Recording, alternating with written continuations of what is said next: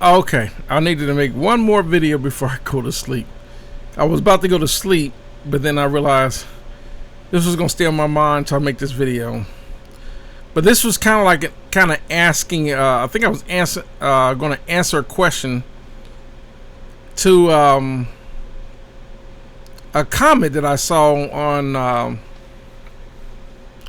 one of my videos that I made, and usually I usually answer people's comments back when they write a comment. I usually respond to their comment, but I want to make a video on this. And basically, the comment was they was complimenting me on the studio and where do they begin and all that. And I was gonna say basically, for a person that wants to build a studio,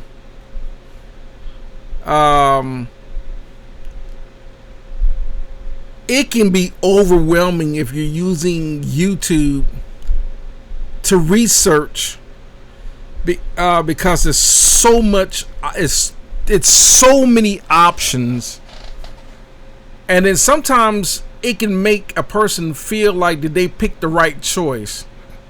And I will always say this: you only will pick the wrong choice in buying gear if you didn't buy gear that fit the need that you needed to do.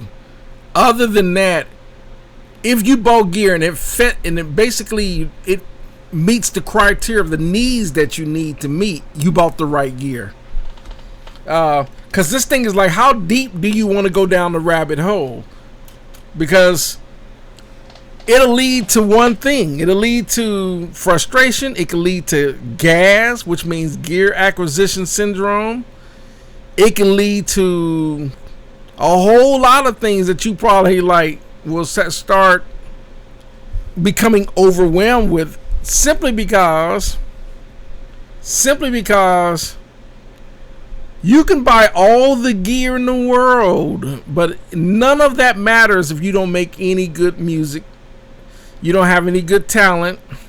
There's no artist, whatever the case. None of that matters if the music that you're trying to do in the studio is any good. I don't care if you can have the best of the best. You can have the best consoles, outboard gear, microphones, preamps, whatever, and none of that matters if the song isn't any good.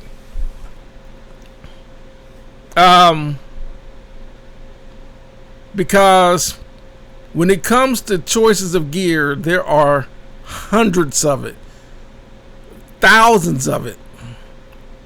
So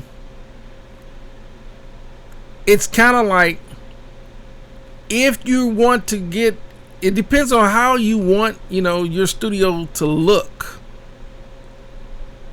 And it depends on how much space you have, how much space you have to work with, the location that you have to work with. It depends on your budget. How much money do you have? Because this can grow. This can get this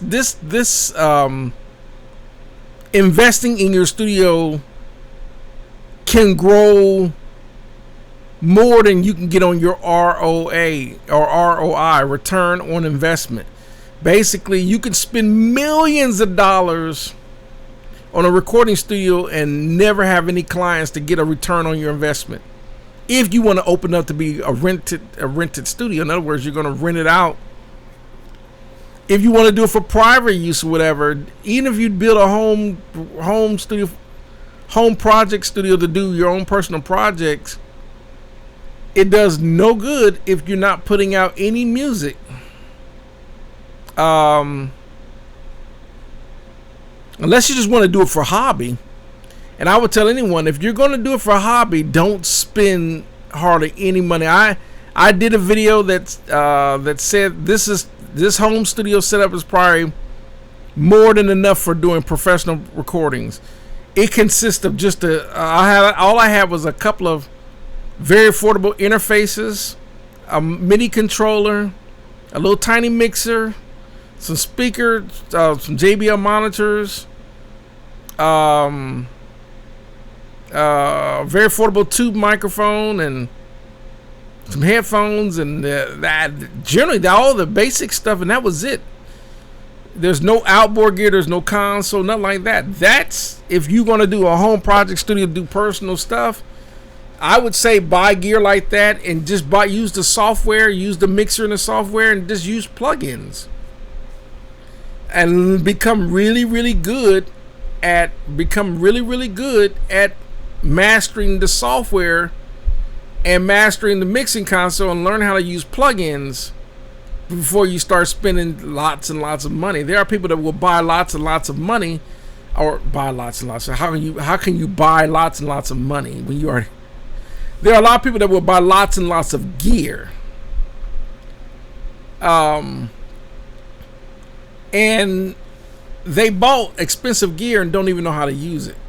There are people like that will buy expensive gear and don't know how to use it, or buy expensive gear. Maybe they do know how to use it, but they're not getting any return on investment. They just got all this gear, but they're not really making any music.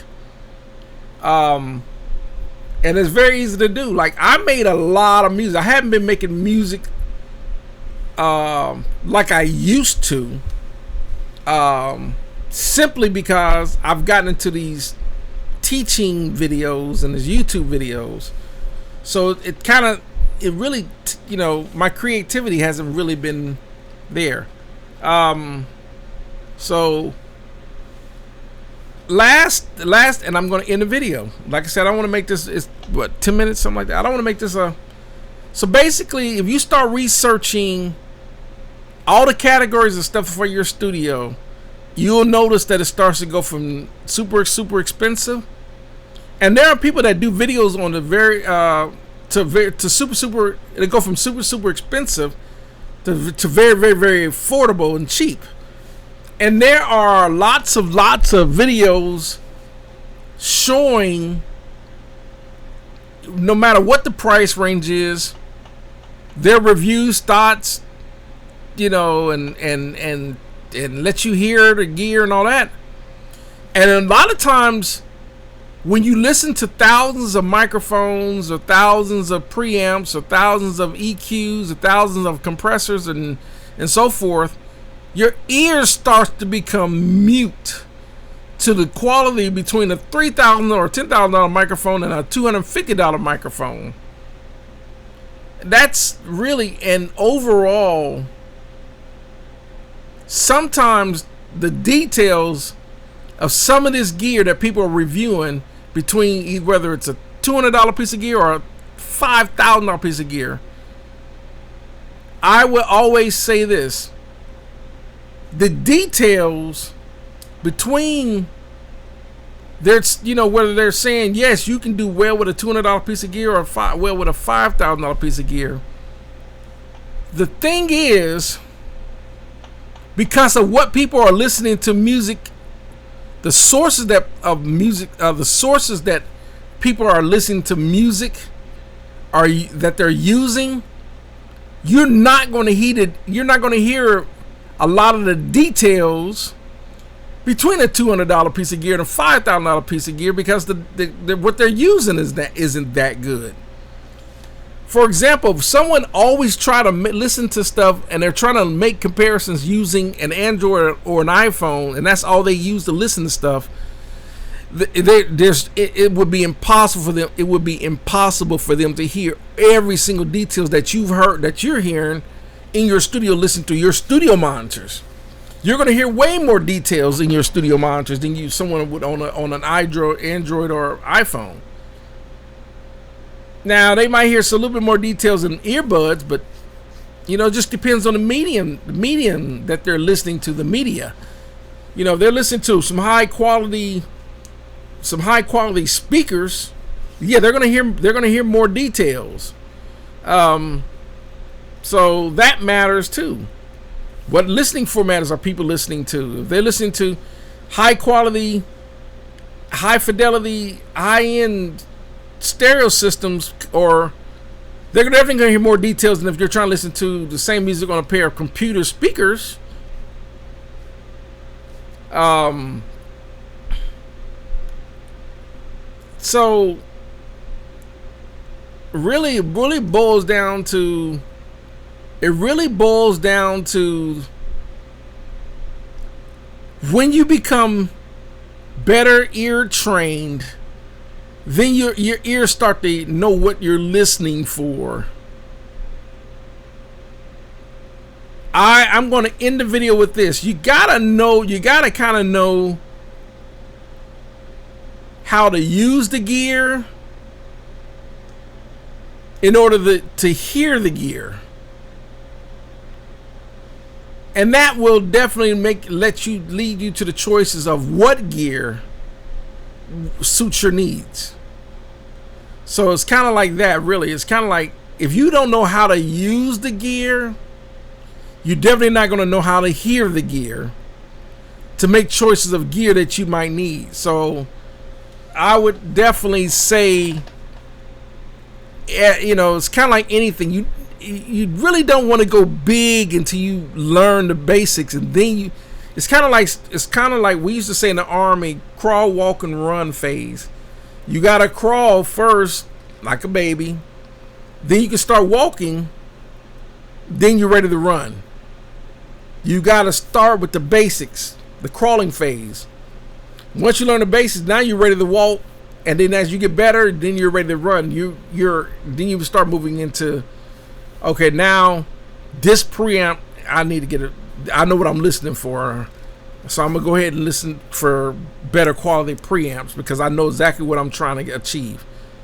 But if you don't know what you're listening for, it may not be a wise move to invest in a $5,000 preamp if you don't even know how to hear and set a $100 preamp and know what you're listening for.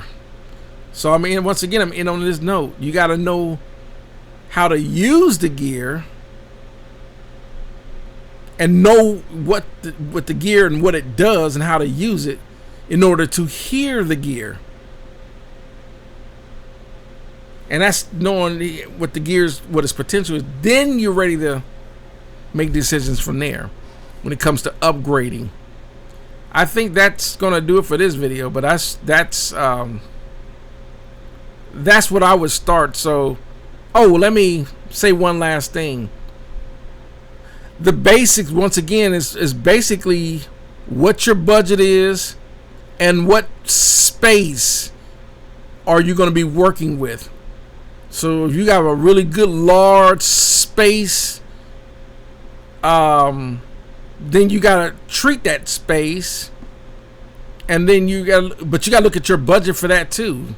Because this thing can get expensive when it comes to the studio. It can get expensive, which is going to lead me to another video about gear. The heart of it all when it comes to this whole entire studio thing is because we get so wrapped up in the gear. Gear is great, but it's about the talent is the most important thing. Thanks for watching. Y'all have a good one.